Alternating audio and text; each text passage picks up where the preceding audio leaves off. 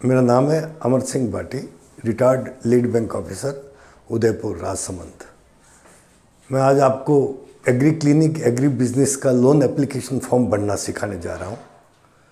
वैसे तो हर बैंक अपना लोन एप्लीकेशन फॉर्म अलग रखती है।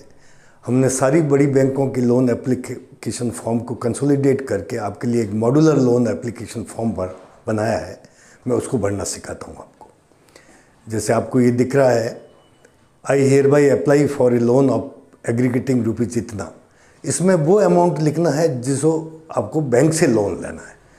इसमें आपका सब्सिडी अमाउंट कम हो जाएगा। इसमें आपका जो मार्जिन है, जो आप बैंक को अपनी तरफ से हिस्सेदारी दोगे, वो कम होके नेट जो अमाउंट आपको लोन का चाहिए वो इसमें इस कॉलम में आएगा, इतना रुपीज़। और फिर वर्ड्स में लिखना है, and furnish below the necessary information, detail project report is enclosed. आपको इसके साथ डिटेल प्रोजेक्ट रिपोर्ट लगानी है। इसका पहला कॉलम है पर्पज।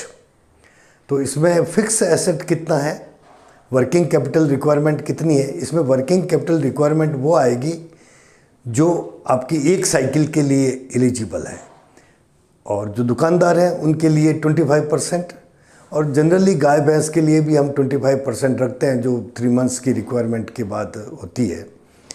और हर लोन एप्लीकेशन में अपनी लोन रिक्वायरमेंट फॉर्म अलग होती है, उस हिसाब से अपने को लिखना है वर्किंग कैपिटल साइकिल का। तो फिक्स एसेट का जो अमाउंट आएगा वो, नीचे वर्किंग कैपिटल का जो एक साइकिल का आएगा वो, और जो ऑपरेटिंग एक्सपेंडिचर है और छोटे मोटे खर्चे, वो तीनों इसमें आ जाएंगे। फिर सब्सिडी अमाउंट इसमें एक कॉलम में लिखना है, जो आपका बैंक का सब्सिडी, नाबार्ड सब्सिडी देती है 36 या 44, जो भी आप एलिजिबल वो। और उसके बाद इसमें लेस हो जाएगा आपका मार्जिन। मिनिमम इसमें 10% है। जितना ज़्यादा आप दोगे बैंक उतना ही ज़्यादा उसको लोन एप्लीकेशन फॉर्म को कंसिडर करती है। और बचा हुआ जो है वो बैंक लोन अकाउंट है, बैंक लोन अमाउंट है। उसके बाद अपने पर्टिकुलर्स देने हैं।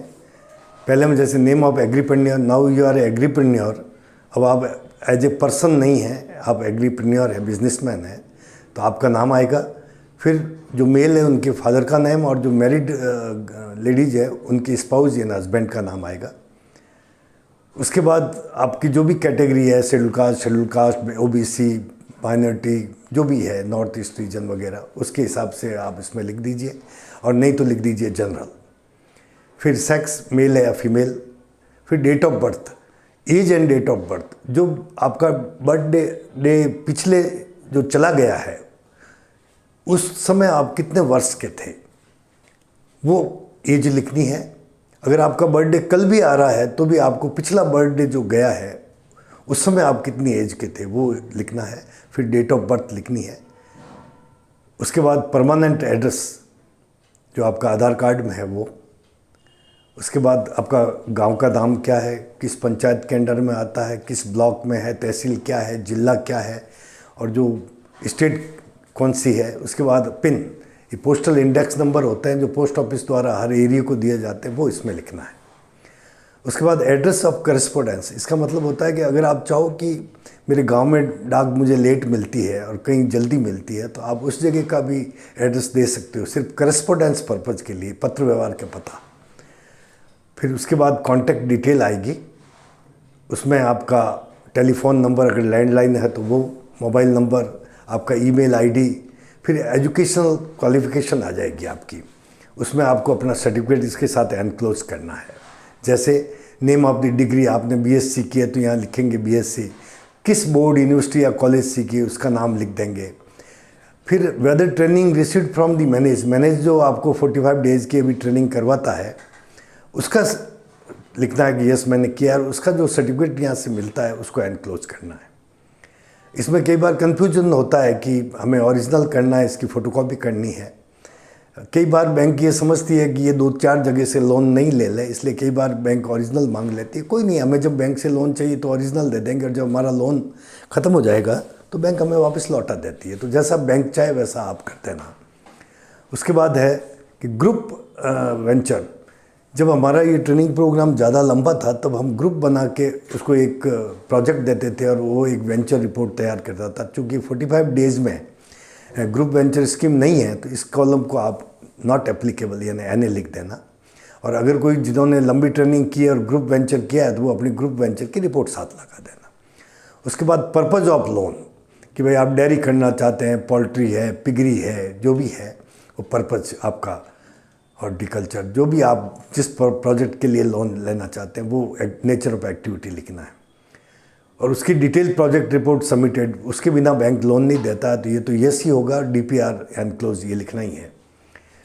फिर detail of agri business agri पूरी इसकी डिटेल कौन सा, जैसे नेचर ऑफ एंटरप्रेन्योर, आप क्या कर रहे हैं, क्या सेटअप करना चाह रहे हैं कि, और वो इस एबीसी स्कीम के हमारे पास 300-400 जो प्रोजेक्ट दिए हुए उसके अंदर आता है कि नहीं। अगर एबीसी स्कीम में आ रहा है तभी बैंक आपको लोन देगा और तभी नाबार्ड आपको सब्सिडी देगा। आप जो एबीसी स्कीम के बाहर का कोई प्रोजेक्ट लगाना चाहते हैं तो वो फिर बैंक इसमें कंसिडर नहीं करेगा। ये पूछ रहा है, वैसे जब हम ट्रेनिंग सिस्टम में आते हैं तभी बता देते हैं कि इस स्कीम में आपको लोन मिलेगा और आपको वही प्रोजेक्ट देना है, हम ट्रेनिंग भी उसी की देते हैं। उसके बाद एक्सपीरियंस लिखा है इसमें, तो अगर आप ये लिखते हो कि मेरे को इसमें एक्सपीरियंस नहीं है तो बैंक फिर कंसिडर नहीं करता है। आपने जब ट्रेनिंग ली है तब भी बताया कि मेरे को 1 साल का एक्सपीरियंस है, 2 साल का है, 3 साल का, उसी के बेस पे आपका ट्रेनिंग में सिलेक्शन हुआ है। तो आपको जो पढ़ाई छोड़े हुए जितना टाइम हो गया वो सारा आपके प्रोजेक्ट के लिए आप अपने एक्सपीरियंस में इतने साल का डाल सकते हैं। फिर likely to place establish the enterprise, आप कहाँ अपना एंटरप्राइज सेट करना चाहते हो।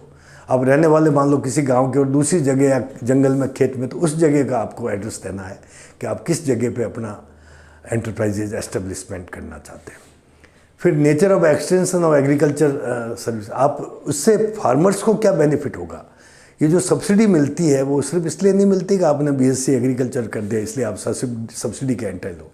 भारत सरकार ये चाहती है कि सब्सिडी आप हमारे फार्मर्स को, आपने जो ट्रेनिंग ली है और आपने जो एजुकेशन ली है, हमारे कितने फार्मर्स को आप बेनिफिट देंगे। तो इसमें ये बनना है कि मैं महीने के 10-12 फार्मर्स को ट्रेंड करूंगा या 10-12 फार्मर्स की हेल्प करूंगा, वो इसमें लिखना ज़रूरी है। अगर आप लिखते हो मैं किसी फार्मर की हेल्प नहीं करूंगा तो इसमें नाबार्ड सब्सिडी देने में आनाकानी करती है। उसके बाद है नंबर ऑफ फार्मर्स, कितने फार्मर्स पर मंथ बेनिफिट करेंगे। तो ये जितना आपके जो धंधा है, जैसे आप एग्रीकल्चर शॉप खोलना चाहते हैं तो आप फार्मर को एडवाइस दे सकते हैं कि ये अभी ये चल रहा है, ये कीटनाशक डाल, इतना खाद दे, ये डीएपी दे, ये यूरिया दे। ये जो एडवाइस होती है वो कितने फार्मर्स को देंगे वो आप इसमें लिख सकते हैं। इसके बाद आ रहा है number of farmers likely to be benefit, ये तो हो गया परमर। इसके बाद है वेदर ओन या लीज्ड, जहाँ आप ये लगाने जा रहे हैं एस्टेब्लिशमेंट, जो आपका यूनिट, वो ज़मीन आपकी है या लीज पे ले रहे हैं। तो जनरली जो यंग स्टूडेंट होते हैं उनके खुद के नाम की नहीं होती है, इनके पिताजी, दादाजी या और परिवार के सदस्यों की होती है, तो उनको अपने पिताजी से लीज पे लाना पड़ेगा। एक लीज एग्रीमेंट साइन हो जाएगा। जनरली बैंक वाले 7 साल का प्रीफर करते हैं क्योंकि उनका लोन 7 साल का रहता है। तो इसमें आप वो लीज एग्रीमेंट साथ लगाना पड़ेगा कि मैं मेरे पिताजी से या और कहीं से लीज पे ले रहा हूँ, तो लीज एग्रीमेंट साथ होगा। उसके बाद अवेलेबल इंफ्रास्ट्रक्चर, कि वहाँ बिल्डिंग जहाँ आप लगाने जा रहे हो वहाँ लाइट, पानी, रोड, इस तरह की सारी चीज़ें, इंफ्रास्ट्रक्चर अवेलेबल है या नहीं है। उसके बाद टोटल फाइनेंशियल आउटले आ जाएगा कि जो एज पर डीपीआर, जो आपने डीपीआर में दे रखा है कि मेरा प्रोजेक्ट टोटल कॉस्ट इतनी होगी। इसमें वर्किंग कैपिटल 100%, एक वर्किंग कैपिटल साइकिल का और एक जो मिसलेनियस एक्सपेंडिचर, ऑपरेटिंग एक्सपेंडिचर, वो मिला के ये टोटल फाइनेंशियल आउटले हो गया। उसमें कैपिटल इन्वेस्टमेंट कितना, वर्किंग कैपिटल कितना, और फिर आपकी मार्जिन मनी कितने, आप कितना पैसा दोगे वो, और सब्सिडी अमाउंट जो कंपोनेंट है वो माइनस, वही सारा मिला के उसको टोटल फाइनेंशियल आउटले बोलते हैं, वो हो जाएगा। फिर आपका आ गया, अगर आपका सेकंड लोन है, अगर आपने पहले कभी बैंक से लोन लिया है तो उस लोन की हिस्ट्री मांगी है। वैसे जो हमारे एसीबीसी के जो स्टूडेंट है वो जनरली न्यू होते हैं, पहले बैंक से लोन नहीं लिया होता, तो उनको इसमें नॉट एप्लीकेबल लिखना है।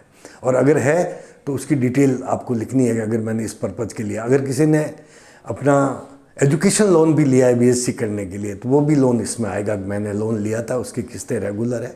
इससे बैंक को ईजी हो जाता है कि आपकी नीयत कैसी है। तो अगर है तो ज़रूर लिखना चाहिए। आगे चलिए। वही पुराने लोन का वेदर आपने पूरा रीपेमेंट कर दिया, क्या उसको एक्सपेंशन के लिए ले रहे हैं, वो सारा इसमें डिटेल में आपको आ जाएगा। अगर आपका नहीं है, लोन नहीं लिया है, जनरली हमारे नए एंटरप्रेन्योर होते हैं वो नहीं लेते हैं, तो इसमें आप नॉट एप्लीकेबल लिख सकते हैं। उसके बाद 6 नंबर पे है फैमिली साइज़। आपको ये फैमिली साइज़ लिखनी है कि आपके घर पे आपके साथ कौन रहते हैं, उनका नाम, आपके रिलेशनशिप में माताजी पिताजी, मैरिड है तो पत्नी बच्चे, और ये भी लिखना है कि वेदर डिपेंडेंट है, क्या ये आपके ऊपर आधारित है, आप कमा के देंगे तब वो खाते हैं या ऑलरेडी ये अपना काम कर रहे हैं और आपके ऊपर डिपेंडेबल है या नहीं, उनका नाम लिखना है, डिपेंडेबल या नॉट डिपेंडेबल। उसके बाद उनकी एनुअल इनकम क्या है, सालाना इनकम क्या है जो आपके परिवार में आपके साथ रहते हैं। तो इसमें परिवार में साथ रहने का अर्थ भी बता दूं आपको, यानी एक किचन से जो खाना खाते हैं वो परिवार में साथ रहते हैं। अगर उनका किचन अलग है तो वो फिर आपके फैमिली मेम्बर नहीं है, होने के बावजूद भी नहीं है।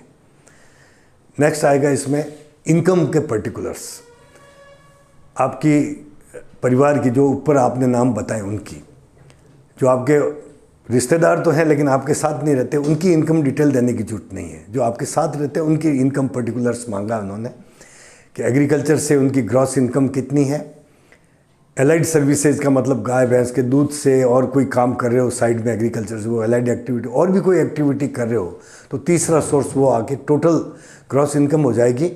ये तो खर्चे सहित इनकम हमने बताई। उसके बाद खर्चा निकालने के बाद जो बचेगी उसको नेट इनकम कहते हैं।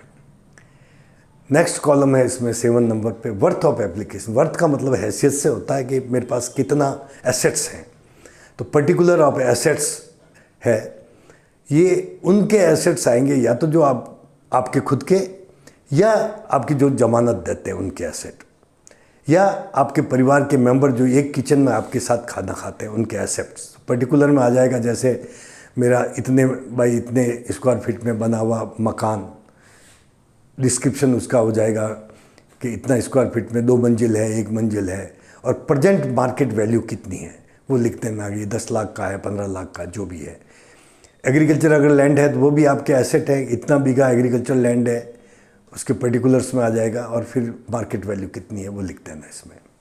उसके बाद अगर आपने कोई लोन ले रखा है ऑलरेडी बैंक से तो उस लोन अकाउंट की डिटेल मांगी गई है, लोन अमाउंट की, लोन अकाउंट की, तो उसमें उस पर्टिकुलर्स में डायरेक्ट है या इनडायरेक्ट है। इनडायरेक्ट उसमें होता है जो आप जमानत देते हो।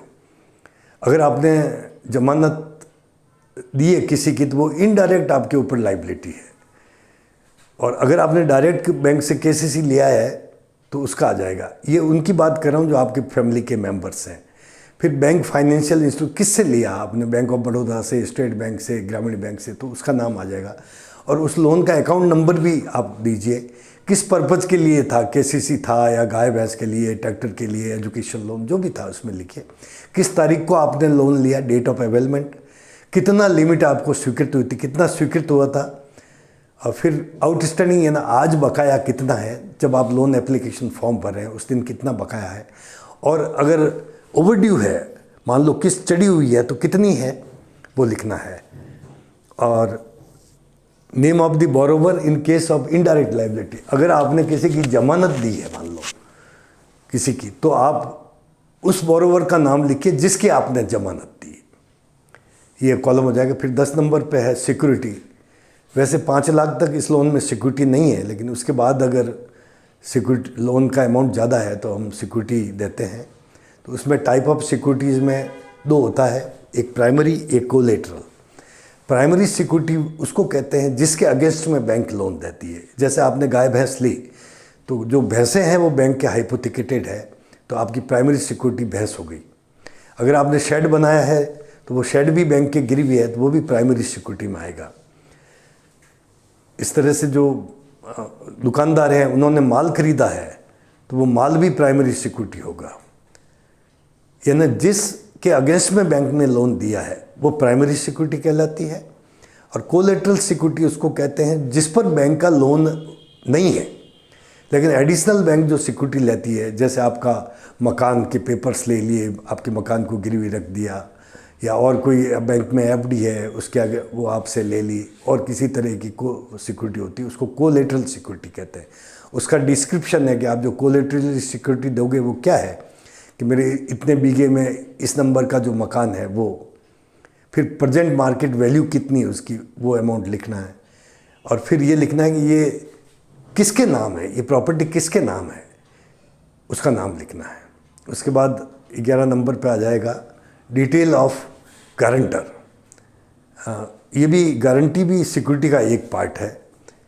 एक तो कोलेटरल्स, प्राइमरी सिक्योरिटी तो बैंक गिरवी रखेगी, वो तो हर एक में है सिक्योरिटी में, लेकिन जो कोलेटरल है वो उस मामले में रखेगी जब लोन अमाउंट 5 लाख से बड़ा हो, तो जिसके नाम का वो मकान है उसको हम गारंटर बनाते हैं। अदरवाइज़ ये सिक्योरिटी के पेपर रखने से सिक्योरिटी प्लेज नहीं होती, बैंक में गिरवी नहीं रखी जाती, उस व्यक्ति की गारंटी ली जाती है, उसको भी को बोरोवर बनाया जाता है, तभी बैंक उस सिक्योरिटी को गिरवी रख सकता है। तो फिर उसका नाम लिखना है जिसके नाम की प्रॉपर्टी है। अगर प्रॉपर्टी मान लो कम पड़े तो हम 2 गारंटर भी ले सकते हैं, 3 भी ले सकते हैं, ये बैंक पे डिपेंड करता है। तो अभी जो मैं बोल रहा हूँ उसमें गारंटर का डिस्क्रिप्शन है, जैसे नेम ऑफ द गारंटर, वो क्या धंधा करता है, ऑक्यूपेशन क्या है उसका, उसका एड्रेस क्या है परमानेंट, उसका टेलीफोन नंबर, उम्र क्या है, मेल है फीमेल है, उसकी टोटल हैसियत क्या है, यानी उसके नाम की कितनी संपत्ति है, उसकी एनुअल इनकम क्या है, सालाना आय क्या है, उसके पास क्या क्या एसेट्स हैं, मकान है, एग्रीकल्चर लैंड है, ट्रैक्टर है, कार है, जो भी उसके पास सामान है वो सारा आ जाएगा। और इनडायरेक्ट लाइबिलिटी, अगर उसने किसी और की जमानत दे रखी है तो वो उसकी इनडायरेक्ट लाइबिलिटी हुई, तो उसका भी वर्णन करना है। उसके बाद उसके पास क्या क्या है, अगर उसके पास कैटल है, गाय भैंस है, बैल है, मिल्क एनिमल्स है, दूध देने वाले दुधारू पशु है, पोल्ट्री बर्ड्स जो भी है, कुएं पर अगर ऑयल इंजन या इलेक्ट्रिक पंप सेट लगा हुआ है उसका भी वर्णन करना, पावर टिलर लगा हुआ है, ट्रैक्टर है, या और भी कोई ट्रांसपोर्ट व्हीकल है, या कोई अदर इम्प्लीमेंट है, उनका नंबर और प्रेजेंट मार्केट वैल्यू क्या है, ये इसमें लिखना है, ताकि हमें गारंटी की, बैंक को गारंटर की हैसियत देखने में ईजी हो जाए। उसके पास इमूवेबल प्रॉपर्टी कितना है, जैसे एग्रीकल्चर लैंड है कितना है, किस जगह पे है, उसके एड्रेस ऑफ द प्रॉपर्टी, कितने बिगों में है, डिस्क्रिप्शन, क्या खसरा नंबर है, टाइप ऑफ ऑनरशिप कैसी है। जैसे जनरली जो एग्रीकल्चर लैंड होती है उसमें हम टेनेंट होते हैं, क्योंकि इसका जो मालिक है एग्रीकल्चर लैंड का वो राजस्थान सरकार है, या जो भी उस स्टेट की गवर्नमेंट है वो मालिक होती है। हम किसान होते हैं तो हमें टेनेंसी राइट मिले हुए हैं, तो name of ownership, type of ownership में आएगा टेनेंसी राइट है हमें, कितना एरिया है, इतने बीघा या हेक्टर में, जो भी आपको जमाबंदी में अवेलेबल है वो, और उसकी प्रेजेंट मार्केट वैल्यू क्या है। इसी तरह से अगर फार्म हाउस बना हुआ है या आपका घर का मकान है उसके बारे में लिखना है कि एड्रेस क्या है, कितने बीघे पे, कितनी मंजिल का बना हुआ है, कच्चा है, पक्का, जो भी, और फिर अंत में मार्केट वैल्यू क्या है। इसी तरह से ट्रैक्टर है तो किस मैसी फर्ग्यूसन है, इंटरनेशनल है, किस नेचर का फोर्ड है, वो लिखना है। उसका ट्रैक्टर का अगर शेड बना हुआ है, फार्म हाउस पे कोई पॉन्ड वगैरह बना हुआ है, या आपका कुआं खुदा हुआ है, ट्यूबवेल है, वो सारा डिस्क्रिप्शन लिखना है इसी में। अगर फिश पॉन्ड वगैरह कुछ भी बना रखा है तो ये इसमें सारे पर्टिकुलर्स आ जाएंगे। उसके बाद में ये डिक्लेरेशन है, और नीचे आपको साइन करना है जिस जगह आप फॉर्म भरे उस प्लेस का नाम, तारीख, और इसके साथ एनक्लोजर क्या क्या है, कि डीपीआर लगाना ज़रूरी है, आपकी क्वालिफ़िकेशन का लगाना ज़रूरी है, आपके कास्ट सर्टिफिकेट है, आधार कार्ड है, ये सारी चीज़ें जो आपने मैनेज से सर्टिफिकेट लिया है, वो सारी पर्टिकुलर्स आने के बाद ये जो हमने आपको बताया कि इतने सर्टिफिकेट, एड्रेस प्रूफ, ये एजुकेशन क्वालिफ़िकेशन का, ये मैनेज से जो आपने ट्रेनिंग ली है उसका, फिर डिटेल प्रोजेक्ट रिपोर्ट, ज़मीन का जो जमाबंदी वगैरह है या ज़मीन के पेपर वगैरह मकान के, ये सारी चीज़ें, और जो आप लेना चाह रहे हैं उसका कोटेशन, ये सारी चीज़ें, सर्टिफिकेट्स वगैरह जो इसमें लिखे हैं। इनकम का सर्टिफिकेट आपको ग्राम पंचायत या वहाँ से मिल जाएगा, क्योंकि आपने इस फॉर्म में जो दर्शाई है कि मेरी सालाना इनकम क्या है, वो सरपंच का एक सर्टिफिकेट मांगते हैं कि इतनी सालाना इनकम इसकी है। इसी तरह से एसेट और लाइबिलिटी, आपके ऊपर कौन मांग रहा है पैसे, वो आपकी लाइबिलिटी है, और आपके पास क्या संसाधन है, वो आपके एसेट है। इसी तरह से डिटेल सिक्योरिटी के बारे में, आपने लोन लिया है उसके बारे में, ये सारा बैंक को रिटर्न में देना है। गारंटर के एसेट वगैरह क्या है उसकी सर्टिफिकेट देना है। उसके बाद ये एक्नॉलेजमेंट है, ये आपको भरना है, बैंक मैनेजर आपको साइन करके या बैंक का कोई भी ऑथराइज पर्सन आपको साइन करके देगा। भरना आपको है। बैंक का नाम किस ब्रांच का है, नेम और एड्रेस आपको लिखना है अपना, किस पर्पज़ का लोन था वो आपको इसमें लिखना है, कितने अमाउंट के लिए आपने लोन अप्लाई किया है वो लिखना है, किस तारीख को आपने एप्लीकेशन आपने बैंक में दी है वो इस पर लिखना है, और प्रोबेबल सैंक्शन डेट। इसमें भारतीय रिजर्व बैंक का लॉ है कि 14 दिन बैंकों को दिए जाते हैं, इससे पहले आपको कुछ भी नहीं करना है। और ये अमाउंट भर के कि ये मैं प्रूफ करता हूँ कि ये बैंक मैनेजर ये देगा, आई हियर बाई एक्नॉलेज, मैं एक्नॉलेज करता हूँ कि ये मुझे मिली है, इसकी एप्लीकेशन पिताजी का नाम ये, इस पर्पज़ के लिए इस लोन को इस तारीख को मिली है, नीचे प्लेस और तारीख लिख के बैंक मैनेजर आपको साइन करके दे देगा। Thank you.